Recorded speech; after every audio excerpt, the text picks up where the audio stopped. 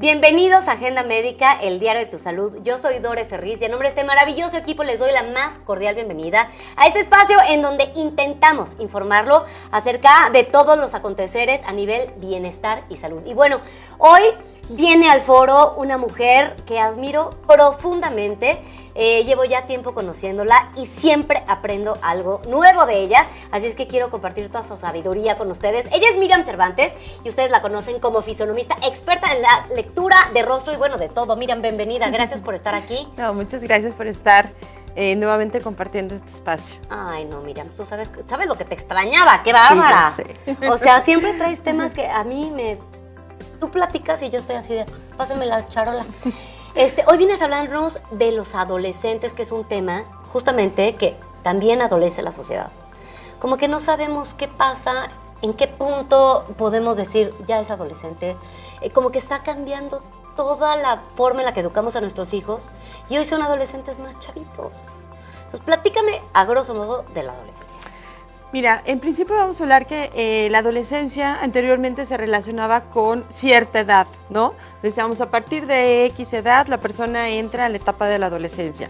Hoy por hoy empiezan la adolescencia a diferentes edades, o sea, hay niños que a los 10 años ya están en la preadolescencia o ellos mismos se consideran adolescentes, como hay algunos que vienen, digamos que con otra edad a iniciar esta etapa, ¿no? Claro. ¿Qué es lo que tiene que ver? Yo creo que es mucho el contexto en el que viven, esta vorágine de información que reciben de todos lados, porque hoy por hoy el internet pues es un canal abierto donde recibe mucha información que puede ser válida o no. Ya sabemos que no todo lo que está ahí publicado es cierto, ni tampoco es falso. Todas las verdades son ciertas, depende de quién las cuente, ¿no?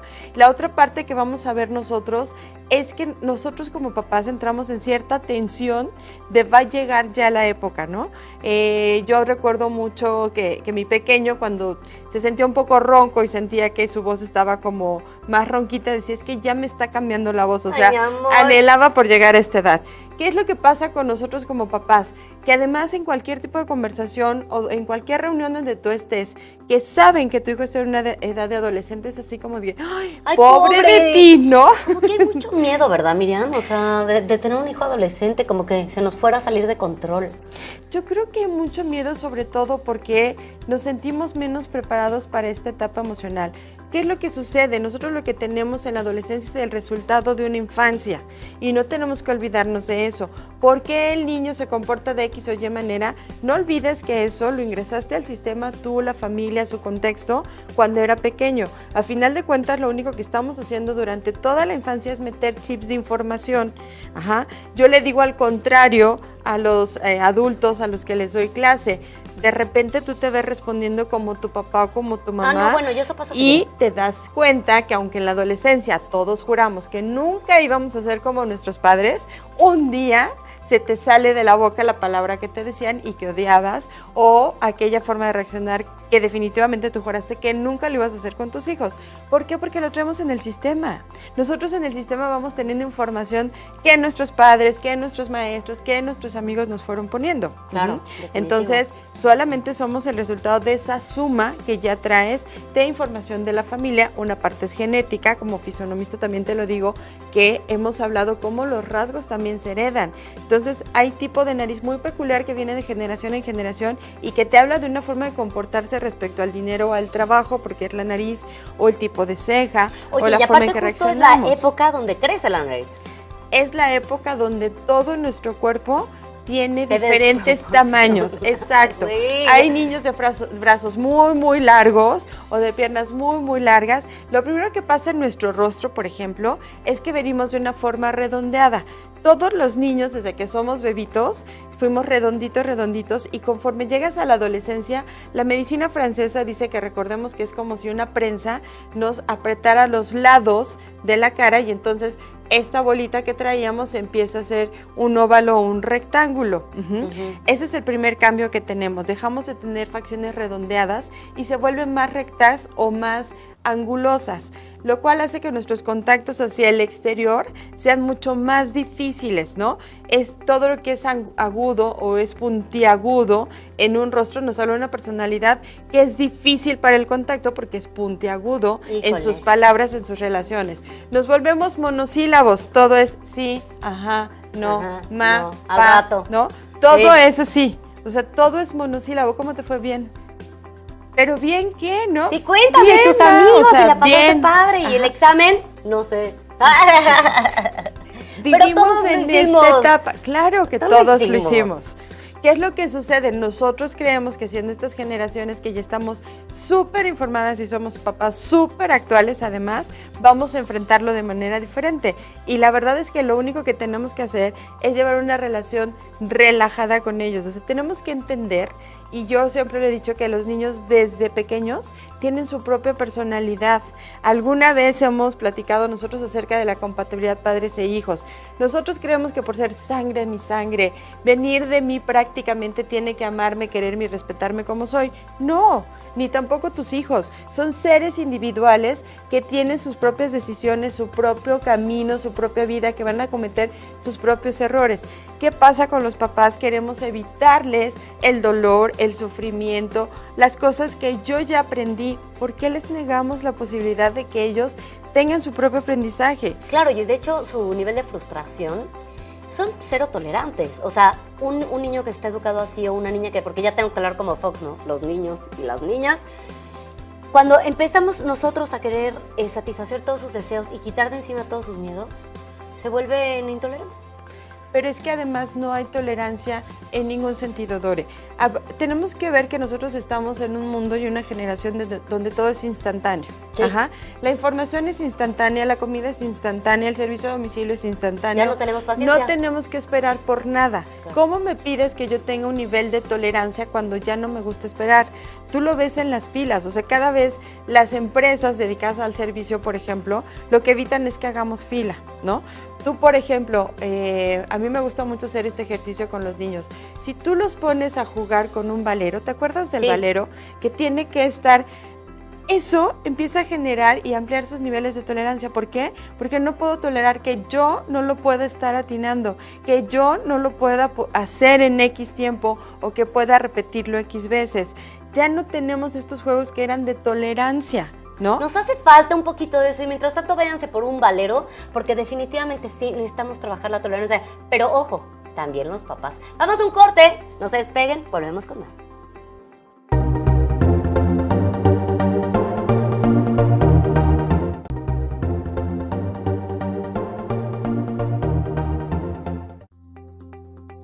Ya estamos de regreso en Agenda América, el diario de tu salud. Gracias por seguir en sintonía con nosotros. Y bueno, seguimos platicando con Miriam Cervantes sobre la adolescencia. Esta época en donde los papás y los hijos también chocan bastante, Miriam. Como que hay un roce de ideas, o donde empiezan a cada quien a marcar su límite. Y el ego, porque fue lo que leí en el librito este que te conté, el ego de los papás se nos empieza a ver frustrado, ¿no? ¿Cómo podemos llevar una relación sana con nuestros hijos? Yo creo que aquí la parte más importante que tenemos que entender es que son dos egos los que se están relacionando. Uno que está en construcción y el otro que tiene que estar en constante reafirmación, ¿no? El de reafirmación obviamente es de los papás, porque es mi casa, porque todavía vives aquí, porque todavía mando yo, ¿no? Mientras vivas en este techo. Exactamente. Y en el caso de los hijos es que están en esta lucha por también mostrar que están yendo hacia la etapa de ser grandes, ¿no? En el que se quieren mostrar además que ya tienen posibilidades, que además pues ya se pueden mover solos, empiezan con quererse ir del colegio a la casa o de la casa al colegio solos, a poder tener sus primeras reuniones con sus amigos sin que tú los recojas o los tengas que dejar a 2 cuadras de la casa para que no vean que los llevó mamá o papá. O sea, no metes besos en público. Exacto. Ay, sí. Tenemos que entender que efectivamente es un ser humano que está en esta lucha por mostrar y abrirse paso. Yo creo que una de las partes más importantes, y te lo dice alguien que está en plena relación con un adolescente, es el poder escucharlos y ser pacientes. Alguna vez a mí mi hijo me dijo una frase que fue muy importante. Un día que estábamos en medio de una discusión y le decía yo, es que ya te diste cuenta de lo que hiciste. Y él me contestó, ¿y tú te das cuenta de lo que estás haciendo? Porque efectivamente en ese momento donde había esta lucha de egos, ¿qué es lo que sucedía? Yo no me daba cuenta que lo que él estaba discutiendo podía ser válido, pero yo en mi papel de que yo era la autoridad en ese momento, no me estaba dando cuenta de lo que estaba yo haciendo con él. Pero es que justamente esas son las broncas. Justamente es para ver quién es el patrón, ¿no? Exactamente. Y de ahí deriva pues relaciones espinosas entre padres e hijos, y es la peor etapa para pelearse. Es la peor, y además sí tenemos que aplicar, si entre pareja nosotros aconsejamos nunca pelees en el momento que estás enojado, mucho más con los hijos. Tienes que dejar que esta montaña que ellos están viviendo, esta montaña rusa de emociones, y que en un momento están en un pico y otro momento están en otro, tenemos que entenderla, porque además sí, por una parte no te olvides que pasaste por esto, y por el otro lado sabes que esta formación que él está teniendo va a ser muy importante el día de mañana. Yo obviamente en terapia trabajo con muchos adultos que los marcaron cosas en su infancia o durante su adolescencia, porque efectivamente esa cosa que no sucedió o que sí sucedió durante esa etapa, nunca lo olvidas. Y dices, me la vas a pagar algún día. Claro, ¿no? O no lo voy a hacer y lo terminas haciendo, ¿no? Exacto. Pero ahí yo voy a hacer un paréntesis. ¿Por qué somos tan frágiles? O sea, mira, date cuenta que yo puedo a lo mejor tener mis traumas de la adolescencia o mis traumas de la infancia. Tú tienes los tuyos, y estoy segura que aquí los cámaras también tienen sus traumas, y todos, o sea, como papás, al final del día, no vamos a lograr salvarnos de traumar a nuestros hijos en algún sentido. Es que no tienes que evitarlo. No tenemos que evitarlo, ni tenemos que evitar, como yo decía, las emociones, sino tienes que saber qué hacer con eso. ¿Se vale pelear? Sí, se vale pelear. Se vale discutir, se vale no estar de acuerdo. Pero si eso lo utilizas como una experiencia, le das una intención, ok, esta discusión nos sirvió para entender que tú esto y que yo esto, y vamos a poner un acuerdo, estás en el camino correcto. El chiste es qué función le das a lo que está pasando. A mí la gente que me dice, es que evito enojarme, no lo evites. Enójate, y enójate con todo lo que te tengas que enojar. ¿Qué haces con esa emoción después? Es lo más importante. ¿Qué es lo que va a suceder posteriormente a que tú tienes una emoción y te desquitas? Alguna vez platicamos y yo les retomo este tema. Debes de tener una zona para el enojo, donde puedas romper cosas, donde puedas tirar cosas, donde puedas deshacer. Eso es lo que más nos sirve cuando nosotros estamos enojados. Tengo que romper mi enojo, tengo que romper mi tristeza, tengo que golpear esto que estoy sintiendo. ¿Por qué? Porque lo que no sacas se echa a perder adentro. Nosotros, por ejemplo, la gente que evita llorar, y lo digo mucho precisamente, cuando nosotros no lloramos, no cambiamos el agua que hay en nuestro cuerpo. El agua estancada se echa a perder. Si tú no lloras, si tú no mueves las emociones, como les he dicho mucho, si no vaciamos la cubeta, no puedo llenarla de nuevas cosas. Ay, entonces, esa parte es fundamental. Pero aparte te voy a decir una cosa, tú eres un ser maravilloso, que tienes la capacidad de ver a tu hijo adolescente, tienes como un panorama increíble abierto. Habemos quienes, estando en la situación, enfrascados adentro del frasco, a veces no tenemos esa percepción panorámica. Entonces mi pregunta es, ok, supongamos que hay un momento de roce, que te vas a tu cuarto o a tu esquina o lo que tú quieras, a pegar, romper, hacer, ¿no? Te equivocaste, a lo mejor tiene que haber un momento de reflexión en donde también tengas la capacidad de pedir perdón, claro, o redireccionar, reafirmar lo que estás discutiendo, ¿no? Para esto hay una técnica que se llama el de la película. A ver, échala, porque por favor, si tú te sentaras a ver la película de la escena que acaba de pasar, ¿no? Ajá. Si tú la estuvieras viendo desde lejos, ¿qué harías con esas dos personas que están discutiendo? ¿Qué pensarías? Es como si tú te salieras de la situación para poderlo ver desde fuera. Es muy difícil, o sea, en el caso de los hijos es muy difícil, pero es, a ver, la mamá está discutiendo por estas cosas y el niño está discutiendo por esta parte. Ni siquiera es quien tiene la razón. Tenemos que quitarnos palabras como culpa, razón. ¿Por qué? Porque son situaciones que nos ponen en posturas donde nuestro ego es más grande o más pequeño. Y no olvidemos que el ego es quien domina muchas de las situaciones que pasamos. A veces hasta nos enfermamos por darle gusto al ego o nos enojamos por darle gusto. Simple y sencillamente salta de esta película, ve las escenas y entonces enfríate. Y en el momento en que puedas platicar las cosas, porque efectivamente a veces como papás es bien difícil llegar a decir, perdón, en esta ocasión yo me equivoqué, porque entonces le estaría dando la razón y entonces mañana, no. Va a adquirir más poder y entonces va a querer la razón siempre. Mira, yo les voy a dar 2 tips que nosotros utilizamos en casa. Una, mi hijo y yo creamos una palabra que nos hiciera romper el enojo en medio de cuando iniciaba una discusión. Ay, ¿cómo? Que es de lo más tonta y lo más rara y así tiene que ser, ¿no? Cuando empezamos a discutir cualquiera de los dos y dice la palabra pudín, se acabó la discusión. Quiere decir, estamos cayendo en un momento que es completamente incoherente, que eso pasa en las discusiones. Ay, es claro, el tercer nivel. Exacto. El necio, ahí está. Ya no podemos seguir adelante y esto no nos lleva a una solución. Pudín, se acabó y entonces posteriormente que los dos estemos tranquilos, entonces ya lo platicamos, claro. Ya no lo discutimos, por supuesto, lo platicamos. Ya. Y ahora pudín, porque vamos a un corte, no se despeguen, volvemos con más.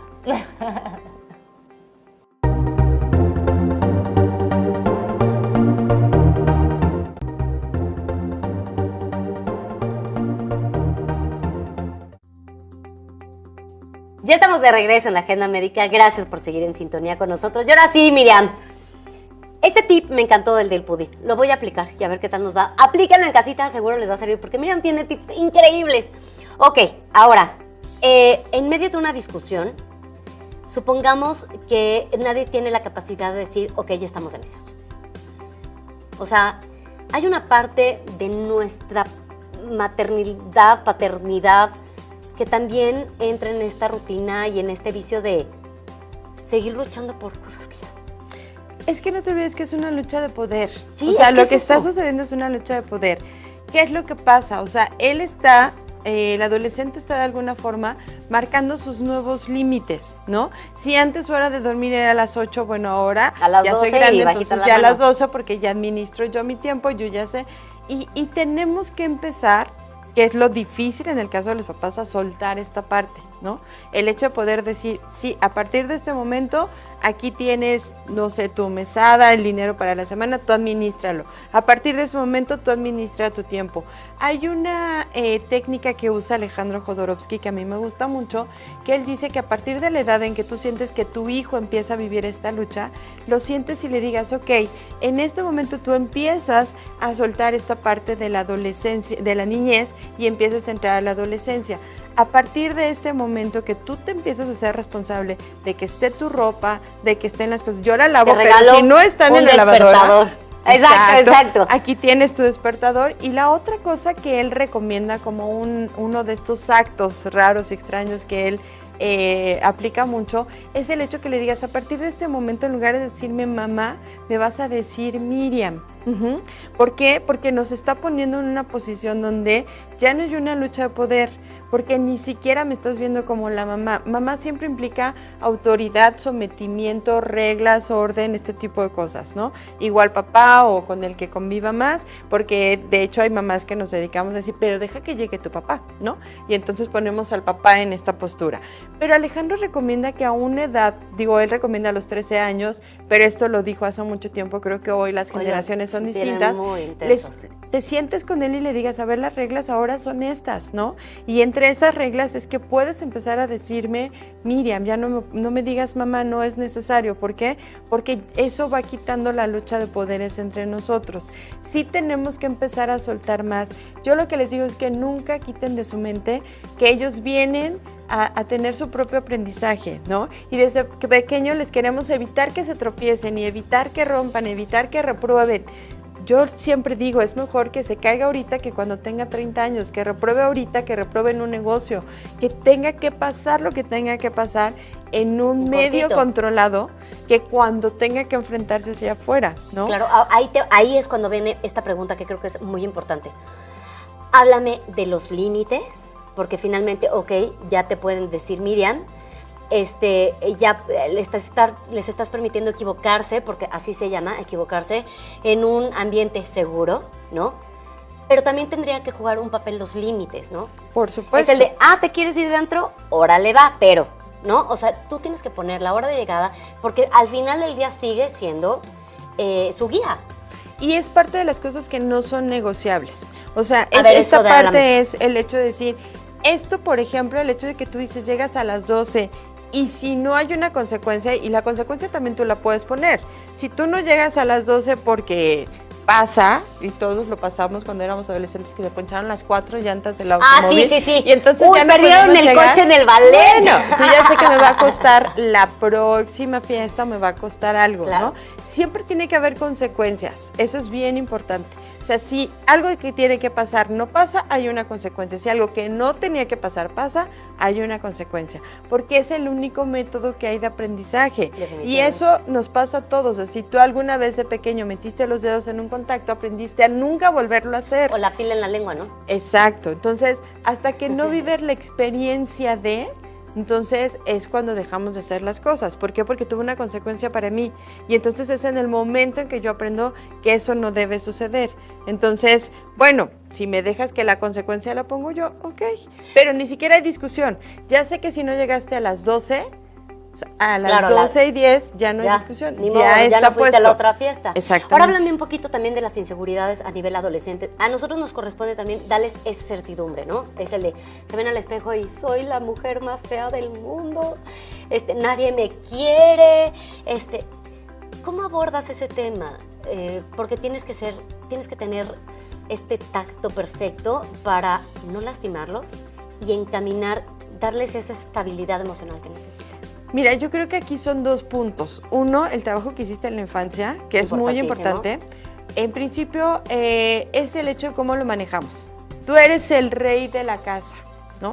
Cuando sale y ve que no es el rey de la casa, es cuando tú ya le creaste una frustración, ¿no? Tú eres la princesa y todo el mundo está para darte lo que quieras. Y cuando sale a la calle y ve que no es cierto, entonces desde chiquitos nosotros los acostumbramos y los llevamos a un patrón que no es real, ¿sí?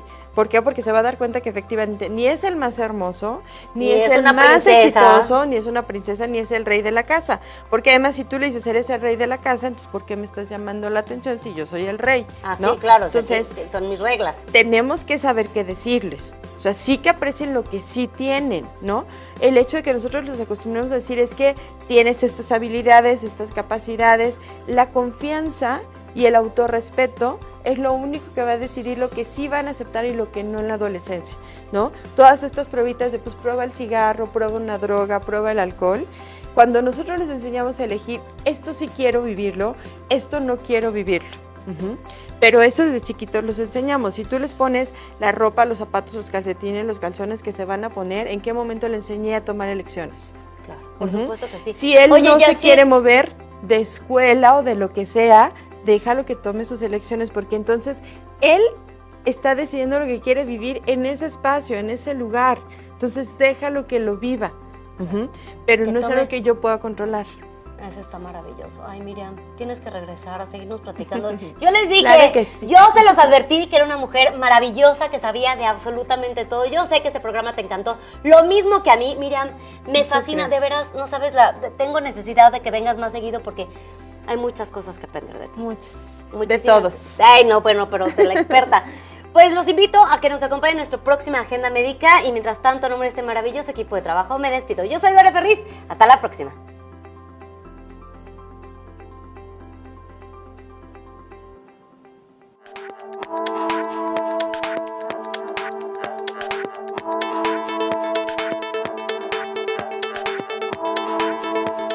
Además, en cualquier tipo de conversación o en cualquier reunión donde tú estés, que saben que tu hijo está en una edad de adolescente, es así como de, ¡ay, pobre de ti!, ¿no? Como que hay mucho miedo, ¿verdad, Miriam? O sea, de tener un hijo adolescente, como que se nos fuera a salir de control.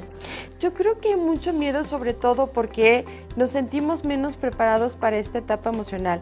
¿Qué es lo que sucede? Nosotros lo que tenemos en la adolescencia es el resultado de una infancia y no tenemos que olvidarnos de eso. por qué el niño se comporta de X o Y manera, no olvides que eso lo ingresaste al sistema tú, la familia, su contexto, cuando era pequeño. A final de cuentas, lo único que estamos haciendo durante toda la infancia es meter viven esta vorágine de información que reciben de todos lados, porque hoy por hoy el internet pues es un canal abierto donde recibe mucha información que puede ser válida o no. Ya sabemos que no todo lo que está ahí publicado es cierto, ni tampoco es falso. Todas las verdades son ciertas, depende quién las cuente, ¿no? La otra parte que vamos a ver nosotros es que nosotros como papás entramos en cierta tensión de va a llegar ya la época, ¿no? Yo recuerdo mucho que mi pequeño cuando se sentía un poco ronco y sentía que su voz estaba como más ronquita, decía, es que ya me está cambiando la voz, o sea, anhelaba por llegar a esta edad. ¿Qué es lo que pasa con nosotros como papás? Que llevo ya tiempo conociéndola y siempre aprendo algo nuevo de ella, así es que quiero compartir toda su sabiduría con ustedes. Ella es Miriam Cervantes y ustedes la conocen como fisonomista, experta en la lectura de rostro y bueno, de todo. Miriam, bienvenida, gracias por estar aquí. No, muchas gracias por estar nuevamente compartiendo este espacio. Ay, no, Miriam, tú sabes lo que te extrañaba, qué bárbara. Sí, ya sé. O sea, siempre traes temas que a mí tú platicas y yo estoy así de, pásame la charola. Hoy vienes a hablarnos de los adolescentes, que es un tema justamente que también adolece la sociedad. Como que no sabemos qué pasa, en qué punto podemos decir ya es adolescente. Como que está cambiando toda la forma en la que educamos a nuestros hijos y hoy son adolescentes más chavitos. Entonces, platícame a grosso modo de la adolescencia. Mira, en principio vamos a hablar que la adolescencia anteriormente se relacionaba con cierta edad, ¿no? Decíamos, a partir de X edad la persona entra a la etapa de la adolescencia. Hoy por hoy empiezan la adolescencia a diferentes edades, o sea, hay niños que a los 10 años ya están en la preadolescencia o ellos mismos se consideran adolescentes, como hay algunos que vienen, digamos que con otra edad a iniciar esta etapa, ¿no? Claro. ¿Qué es lo que tiene que ver? Yo creo que es mucho el contexto en el que